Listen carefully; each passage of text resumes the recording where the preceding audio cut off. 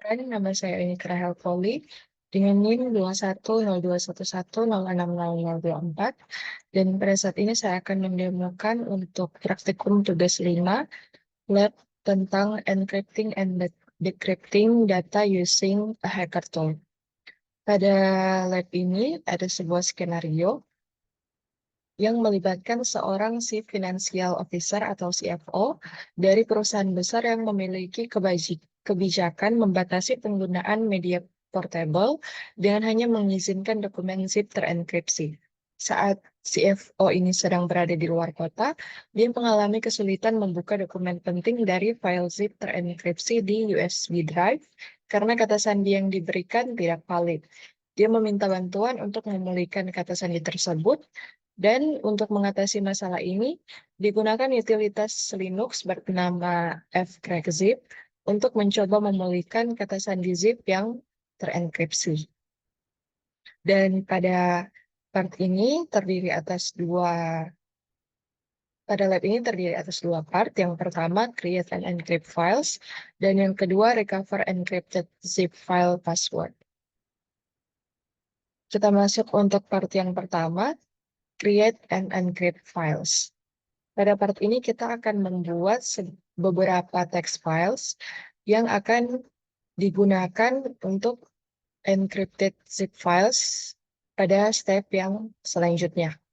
Yang pertama, create text files dengan cara kita membuka CyberOps Workstation VM, kemudian membuka terminal, dan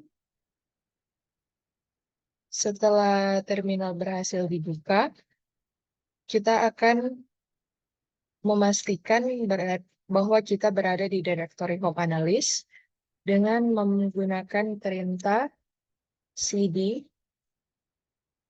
enter. Maaf, ada salah penulisan. Enter. Kemudian kita akan membuat folder baru bernama zip files dengan menggunakan perintah mkdir zip files command. Di sini kita ketikkan dalam terminal.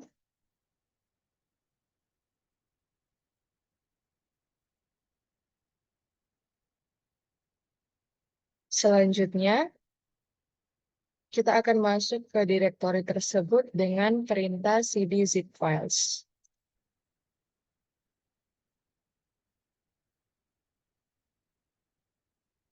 Setelah berhasil masuk, kita akan memasukkan beberapa perintah berikut untuk membuat 3 text file di dalamnya.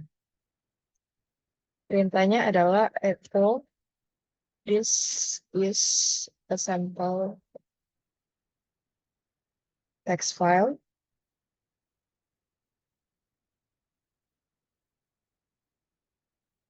Ke dalam file bernama sample1.txt. Dan buat 3 sampel file.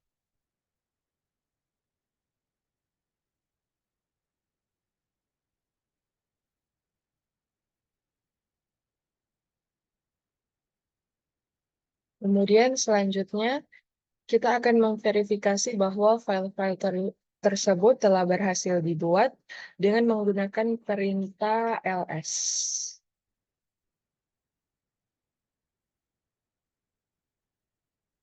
lsl.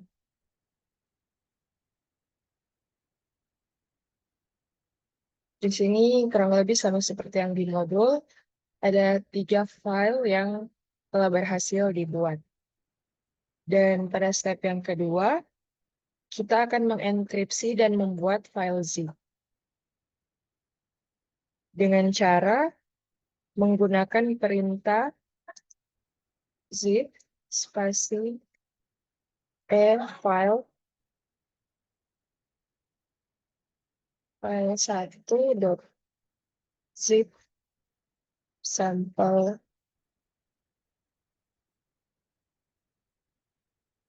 enter, kemudian masukkan password. Di sini kita akan memasukkan satu karakter. Sebagai contoh, saya akan memasukkan huruf B, kemudian enter. Sama juga dalam verifikasi, kita masukkan huruf B, satu karakter. Dan selanjutnya kita akan mengulangi prosedur tersebut sebanyak 4 kali. Untuk file yang kedua, file dengan perintah yang sama.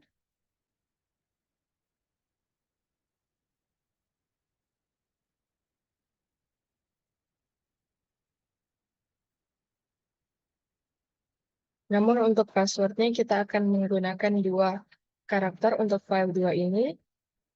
Kita akan mengikuti sama persis dengan yang ada di modul. R2 untuk password. Kemudian begitu juga untuk file yang ketiga. Passwordnya 0B1.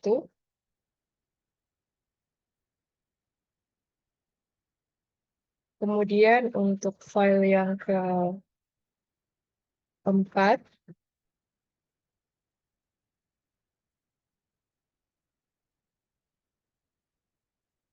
Y0DA.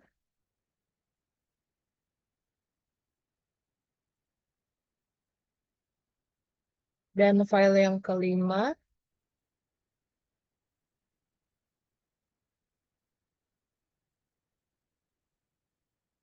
C-3P0.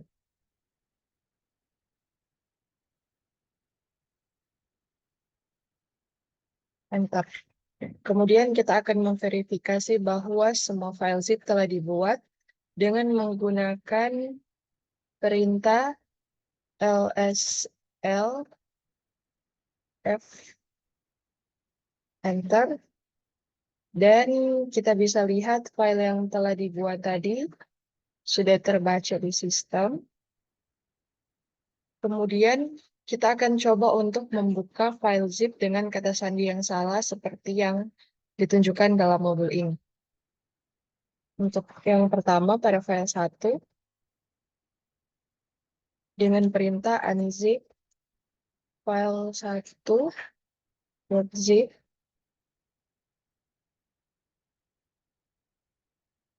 Di sini kita akan coba memasukkan kata sandi yang salah. Untuk yang file 1 tadi kita memasukkan password yang sesuai adalah karakter B. Saat ini jika kita akan coba dengan memasukkan C, kemudian enter, maka akan muncul warning password incorrect, kemudian re-enter. Kita akan coba untuk tetap memasukkan password yang salah dengan contoh N, dan password incorrect tetap muncul. Kita coba lagi sekali lagi dengan karakter M, dan karena passwordnya masih salah, dia skip langsung ke example 2 dalam file 1.zip. Dan begitu terus sampai sampel yang ketiga jika password yang dimasukkan masih tetap salah.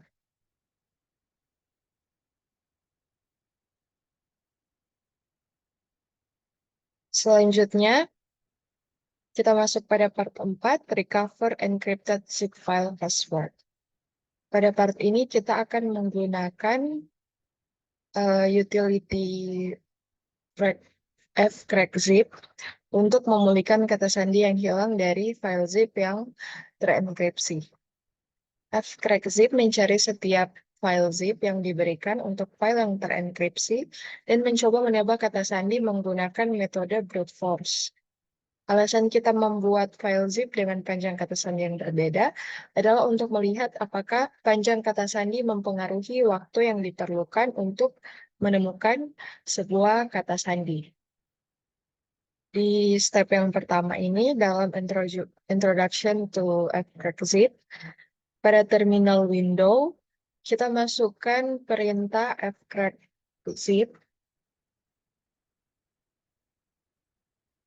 dengan opsi H.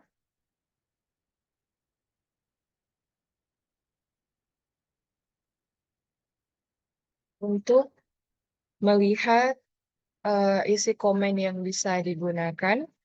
Dan dalam contoh ini kita akan menggunakan beberapa opsi, yaitu opsi V, opsi U, dan opsi L.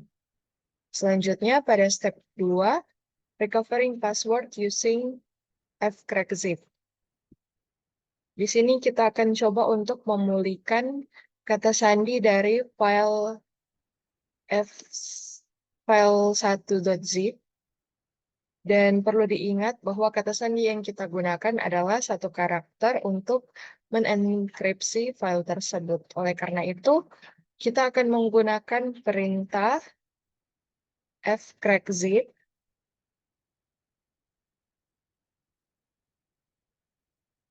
-full 1 sampai 4 file 1.zip. Kemudian enter. Dan di sini ada pertanyaan terkait dengan berapa lama waktu yang diperlukan untuk menemukan kata sandi. Seperti yang kita lihat tadi, waktu yang digunakan untuk menemukan password itu kurang lebih dia lebih sedikit dari 1 detik.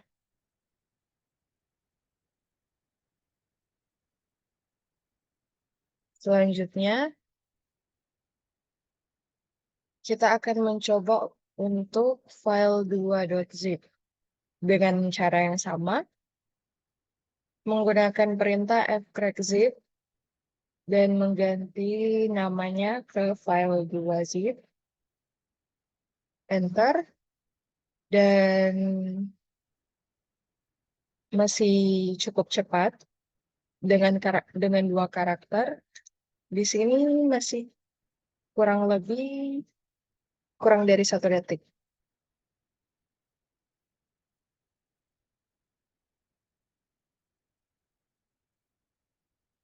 Selanjutnya, kita akan coba untuk file yang ketiga, yang mana tadi kita memasukkan password dengan 3 karakter.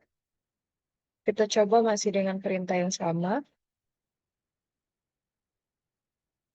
Ini mungkin masih sekitar 1 detik, tapi sudah lebih lama dari yang sebelumnya. Dan untuk yang file yang keempat, di sini kita bisa lihat ada prosesnya yang sudah mungkin di atas 1 detik, namun tidak lebih dari 5 detik. Dan kita akan mencoba mencari untuk file 5-zip dengan menggunakan perintah yang sama seperti tadi. Kita akan tunggu sampai selesai. Namun di sini jika menggunakan perintah yang sama, maka tidak akan didapatkan akan passwordnya. Untuk itu perlu diperhatikan untuk mengganti rentang dari password yang dicari di sini dari 4 menjadi 5. Sebagaimana yang kita set tadi, hanya 1 sampai 4, dia hanya berlaku untuk file atau password dengan karakter 1 sampai 4. Dan jika kita ganti dengan 1 sampai 5, maka kemungkinan passwordnya akan ditemukan dengan waktu yang cukup lama.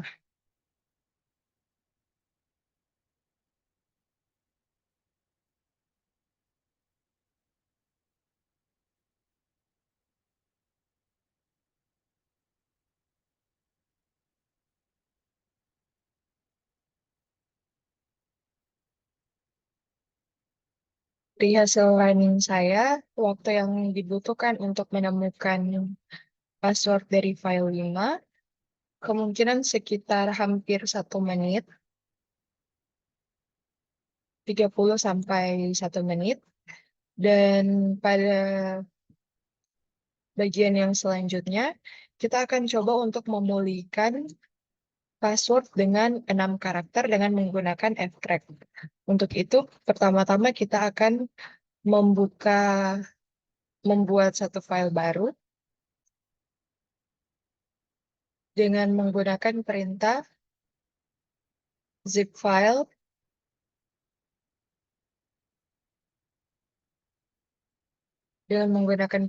zip file 6.zip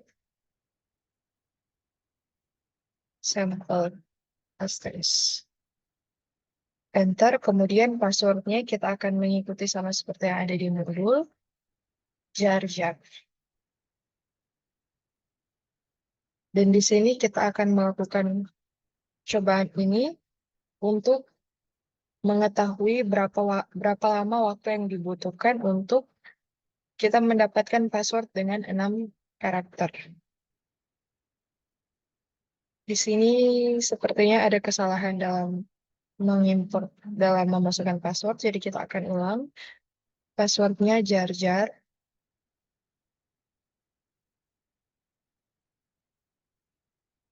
Dan sudah berhasil.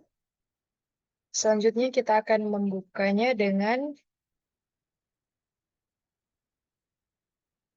perintah fcrack zip full 1 sampai 6 file 6.zip, kemudian enter. Dan kita akan melihat berapa lama waktu yang dibutuhkan untuk fcrack zip ini dapat memulihkan password dari file 6.zip.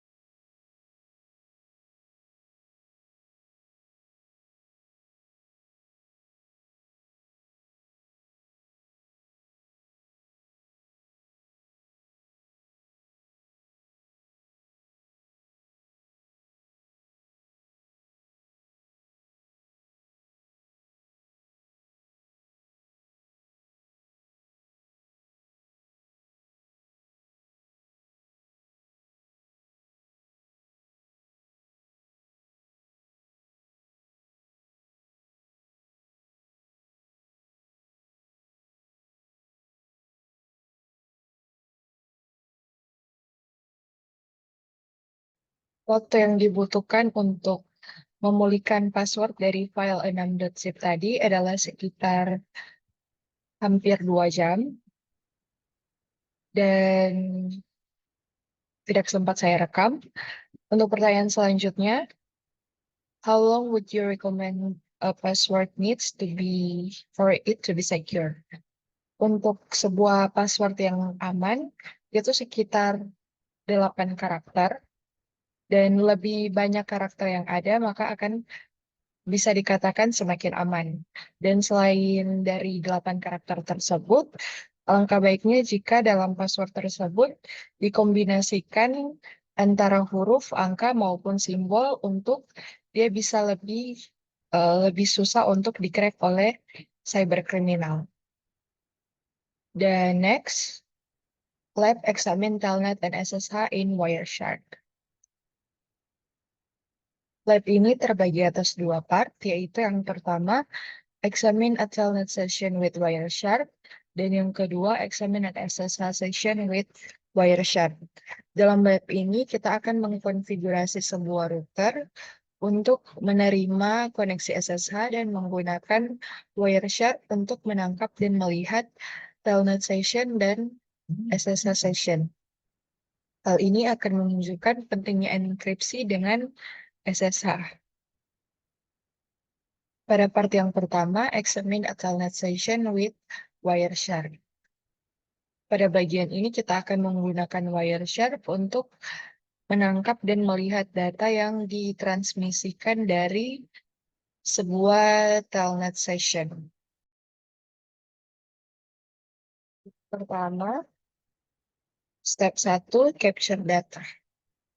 Pada bagian ini, pertama-tama kita buka terminal emulator. Kemudian, kita akan masuk ke Wireshark dengan menggunakan perintah seperti di modul sudo Wireshark GTK, passwordnya CyberOps.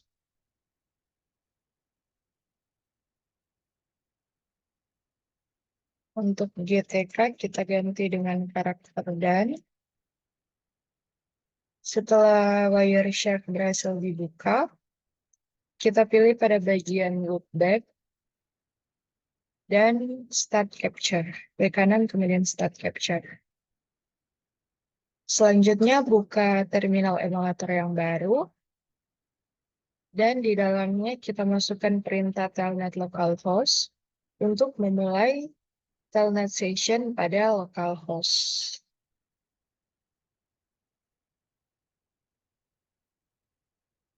Kita klik enter. Untuk login kita masukkan username analis. Passwordnya CyberOps. Enter. Di sini kita sudah berhasil untuk memulai telnet session. Untuk login ke telnet session, kembali ke jendela Wireshark. Kita klik pada tombol Stop Capturing Package. Dan lanjut ke step 2, Examine the telnet session. Pertama-tama kita akan apply filter pada bagian ini dengan memasukkan kata kunci telnet. Enter.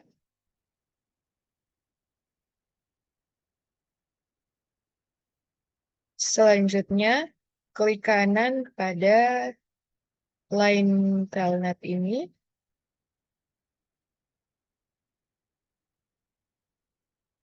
Kemudian,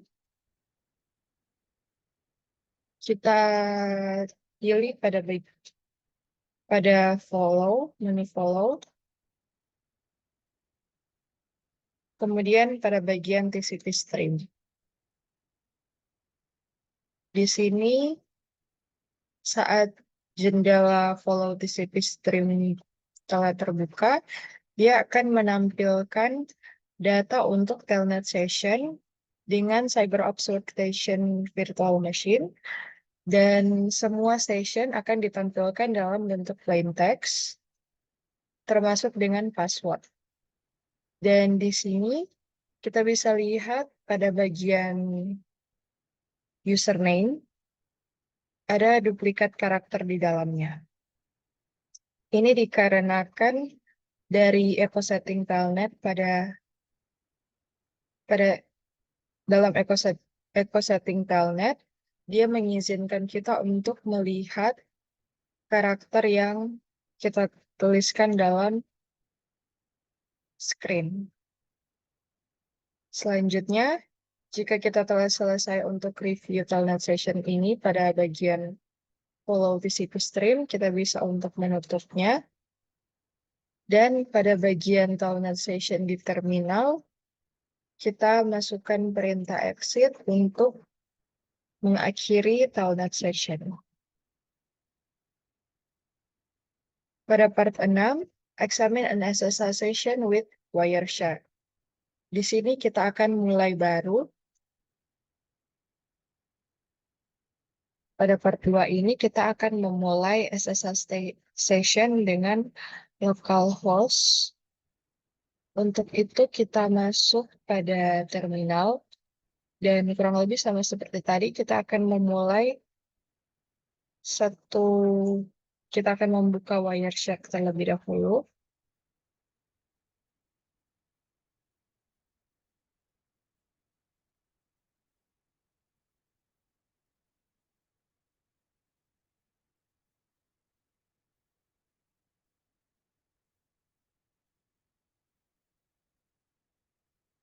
Selanjutnya kita start capture. Kemudian pada terminal yang baru, kita akan masukkan perintah SSH localhost.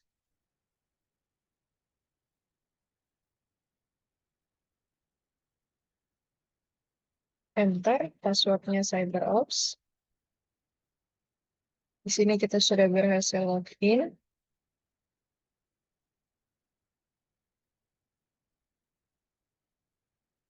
Kemudian kembali ke Wireshark, kemudian kita klik pada Stop Capture. Kita akan melakukan apply filter pada bagian ini dengan memasukkan kata kunci SSH dan klik kanan pada bagian SSH V2 dan select Follow TCP Stream option. Di sini kita klik kanan, kemudian pilih TCP Stream. Tampilannya seperti ini. Dan di sini kita akan bisa melihat beberapa data yang sudah di-enskripsi dan tidak bisa dibaca jika dibandingkan dengan telnet session yang sebelumnya. Karakter yang ada di sini lebih diacak. Dan selanjutnya kita akan close, menutup semua jendela yang kita buka tadi.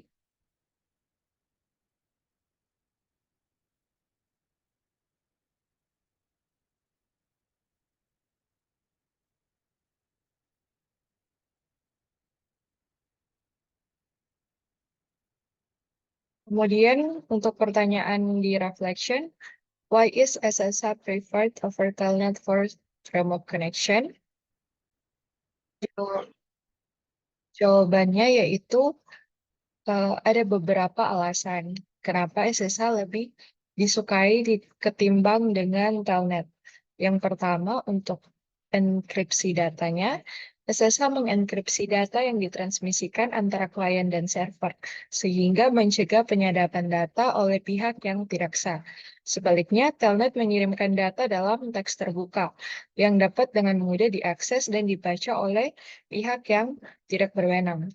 Kemudian yang kedua, terkait dengan keamanan sandi. SSH mengizinkan pengguna untuk menggunakan kata sandi yang kuat dan mengenkripsi data dari kata sandi tersebut saat ditransmisikan. Di sisi lain, Telnet mengirimkan data sandi dalam bentuk teks terbuka yang rentan terhadap pencurian kata sandi.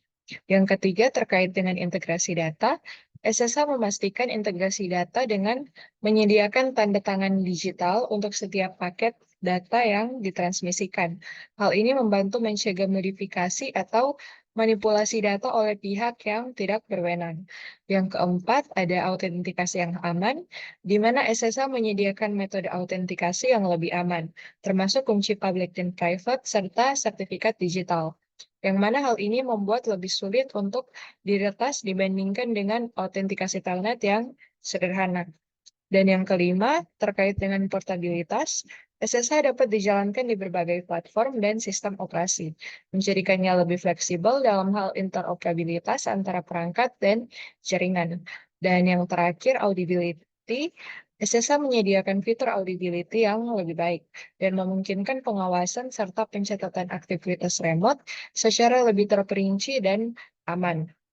Yang mana secara keseluruhannya, SSH memberikan tingkat keamanan yang jauh lebih tinggi daripada Telnet, yang membuatnya menjadi pilihan yang lebih baik untuk koneksi remote yang aman dan terpercaya dan sering diminati orang.